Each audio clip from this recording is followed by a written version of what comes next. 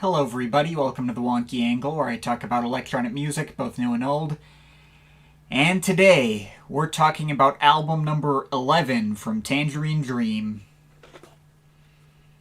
Exit. Alright, I was pretty specifically looking forward to this one. This is another really big turning point in the Tangerine Dream catalog, coming off the heels of albums like Force Majeure and Tangram getting progressively more accessible. They continued even further in that direction and ended up with easily their most easily accessible album yet, to the point where they had even started leaning away from some of the trademark qualities of their previous work. Where older albums of theirs would be characterized by lengthy, 20-minute, sidelong synth adventures, Exit significantly trims their compositions down, now showcasing 6 tracks, and 4 of which are less than 6 minutes long. Not to mention having come off the success of their soundtrack to the movie Thief earlier that year, said compositions were leaning away from their usual cosmic soundscapes and more into straightforward instrumental synth pop. They'd also further upgraded their equipment, resulting in their most contemporary and of-the-time sounding project yet, where even an album like Tangram mostly feels timeless to me in its longer-winded synth experimentations. Exit sounds very distinctly 80s through all its particular production choices. In fact, it's such an obvious 80s nostalgia staple that the title track was used in the soundtrack to Stranger Things. Needless to say, this was not a move that all fans were happy with. In my Tangram review, I may have talked about that album like its poppier flares may have been a turnoff for some fans, but I may have overestimated how controversial that album actually was. It still stuck to so much of what made that band who they are, and I mean the comment section on that video was overwhelmingly positive. This album I have definitely seen a lot more detractors, and I fully expect to see more as I put this video up. It's a very love-it-or-hate-it project among the core TD fan base, and for many was the true point at which this band sold out and completely fell off for them, never to recover. Which might make things kinda weird, because I've already gone on record saying that this is my personal favorite Tangerine Dream album overall. Back in 2020, when I made an addendum video to my favorites of all time list and chose one Tangerine Dream album to recommend to people, this was the one I picked. And I will continue to stand by that take. Now, in one breath, upon revisiting it for this video, I can't say it's my favorite by, like, a huge margin. I probably enjoy it on a roughly equal level as Tangram, with very different rationale for getting there. And it getting that slight edge to take the top spot for me is purely thanks to nostalgia bias. It was the first album I ever heard from them, and the one that really sold me on the band when I was in high school. I cannot deny the strengths showcased by this particular album are, admittedly, a bit of an anomaly in the TD catalog that none of their other albums are able to recapture to the same degree. But I still have to fully stand by this project, and that's not just for shallow nostalgia reasons. I think this album really hit upon something that can fully cement it as like a true game-changing classic for electronic music. A bold claim, maybe, but allow me to explain. So, you may know I'm a bit of a fan of this kind of obscure band. I don't know if you've heard of them. They're called Kraftwerk. And just a few months prior to this album's release, they came out with this little album called Computer World.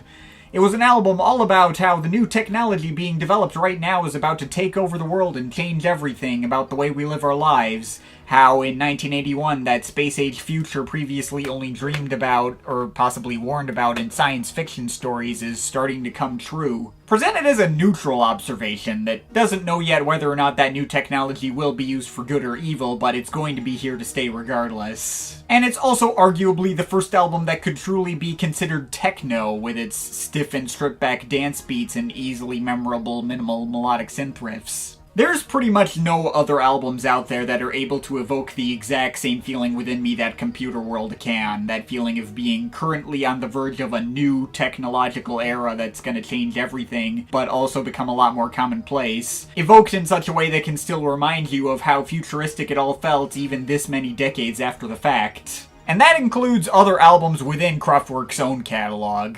Like, an album like The Man Machine may also still feel distantly futuristic hearing it now, but it's a future that hasn't come to pass. It's still just science fiction. No, the only other album I can even think of that shares the very specific power of Computer World of making the new technological innovations of the present feel so futuristic, while also presenting them completely neutrally, is Tangerine Dream's Exit. Obviously, it's coming about that idea from a very different angle, exploring that feeling more in the abstract sense through their trademark instrumental mood pieces.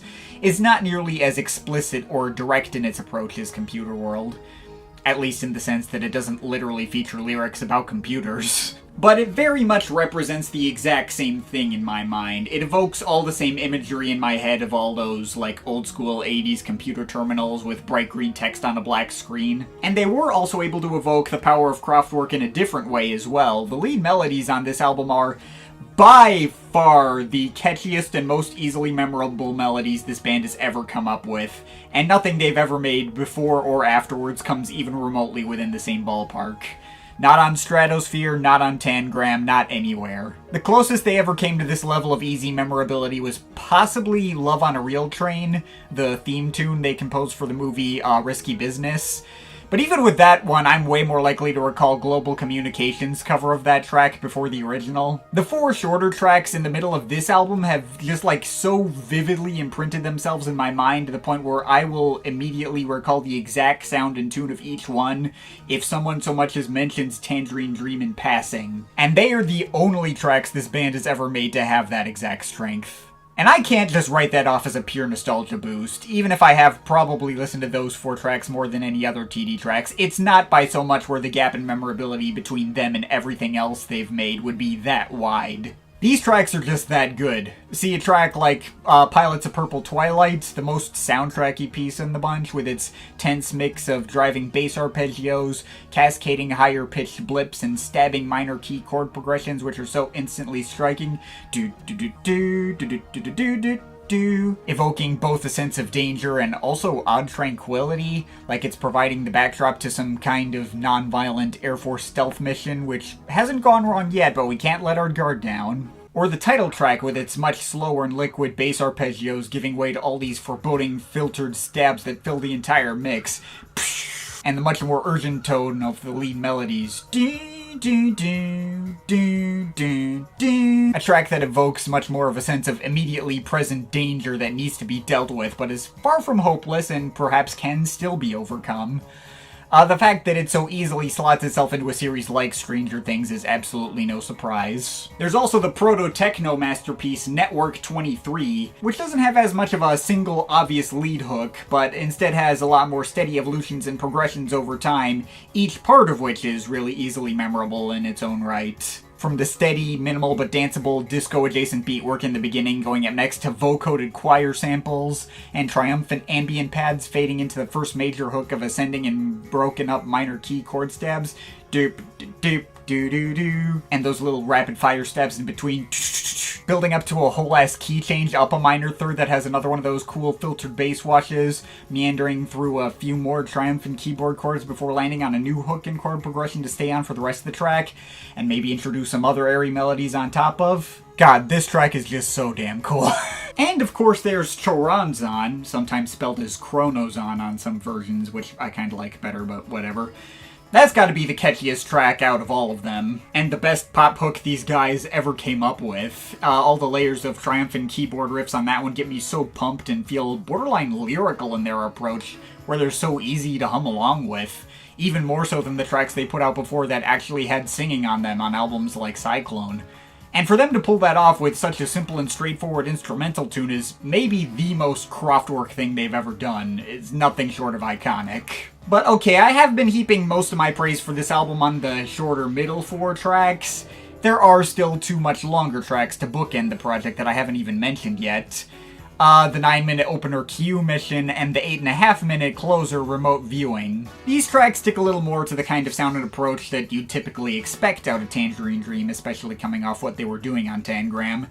And ironically, they never hit for me on quite as deep a level. They don't have the same kind of immediately sticky hooks that the middle tracks do. But not to worry, I still think these tracks are really solid in their own right. Q Mission in particular seems like a direct attempt to emulate the conceptual weight that Kraftwerk can bring to the table, primarily characterized by an uncredited actress whispering the names of continents and delivering a message about the importance of openness, understanding, and communication through other one or two word phrases, all entirely in Russian, explicitly trying to make a statement on the looming threat of nuclear war and a plea to let the Cold War end already. Apparently, free copies of the album were even made available to some Russian citizens at the time in order to further that notion of an open exchange of ideas. It's pretty neat and well-intentioned, though the whispering vocals are definitely the part of this album that I always least look forward to listening to. And while the evolving synth melodies that take up the remaining 6 minutes are very solid, and the stomping drum machine beat that sort of mirrors what they did on Choronzon delivers a serviceable futuristic groove, all of it sets the tone for the album well and gives the album that more serious weight. It's also not quite as strong or memorable as what would immediately follow. The whispering through the first 3 minutes I wasn't as keen on is always the part I remember the most easily. Remote viewing, on the other hand, doesn't even try to have a hook. It just aims for a standard, formless, ambient soundscape in the style of their earlier albums. That lack of a strong lead melody did cement this track as my least favorite on the album for a long time, though honestly it did grow on me a lot while revisiting the album for this video. The creepy, amelodic ambience in the beginning fading into the following builds of more layered, melodic synth arpeggios still really nails that futuristic vibe the whole album is going for, in a much more subtle way that mirrors certain sections in the second side of Tangerine. This album's melodic strengths elsewhere never took away the band's previously well-established talent for that kind of cosmic soundscape they are really known for, and this is just as solid as any other cuts they've done in that vein while adding extra dimensionality and variety to this project as a whole. And that's everything on Exit. I'm not gonna say I won't still get it if this album isn't everyone's cup of tea. It is still very much a solitary, standalone moment in the Tangerine Dream catalog that they never effectively repeated in the same way again. And the things I like the most about the album are not the kinds of things I ordinarily come to this band for. Also, the album is definitely middle-loaded with a weaker start and finish, which is never ideal, and the obvious 80s-ness of the production I can definitely understand not aging well for certain people. But I'm also the kind of person who would ordinarily not look as fondly upon something that sounds so blatantly 80s, and doesn't have much of any nostalgia for this era. I've often talked about modern synthwave projects and other attempts at a revival of this particular style getting really tiring for me, and yet none of the overwhelming amount of 80s nostalgia we've gotten over the past several years cut into how well this album still holds up. It remains the big grandfather of this particular instrumental 80s soundtracky synth-pop style, which all those modern synthwave artists, try as they might, will never be able to fully measure up to. And as different as the appeal of this album may be from any of their other previous or later works, one thing remains just as true here as was the case with an album like Phaedra, and that's Tangerine Dream's commitment to staying ahead of the curve. Making something like this in 2023 would be total nostalgia bait, but for 1981 this was really cutting edge, and the fact that they were able to evolve their sound into new territory and discover new strengths they'd never shown before, even if it wouldn't last, and their commitment to keeping up with the times might bite them in the ass later in the decade. In this moment, all of it came together for an experience that hasn't lost any bit of its freshness. I cannot deny it has its flaws, and there are plenty of legit reasons not to like it. And I cannot deny it being my introduction to the band plays the heaviest part in it becoming my personal favorite album of theirs over projects like Tangerine, which are more indicative of their overall work. But I also think it would be a disservice to the synth-pop masterclass on display here to purely leave it at that. I'd still say this is an absolutely essential listen for anyone interested in the history of this genre, and I'm overall feeling an 8.5 out of 10 on it. But of course, this is just my opinion. You can feel free to disagree with it, but I'd like to hear your thoughts, so leave the comments in the comment thing down there. Shout out to my Patreon supporters, they're awesome people. You want to add yourself to that list, link to my Patreon is in the description. But yeah, that's pretty much it. That's all for today. See you next time.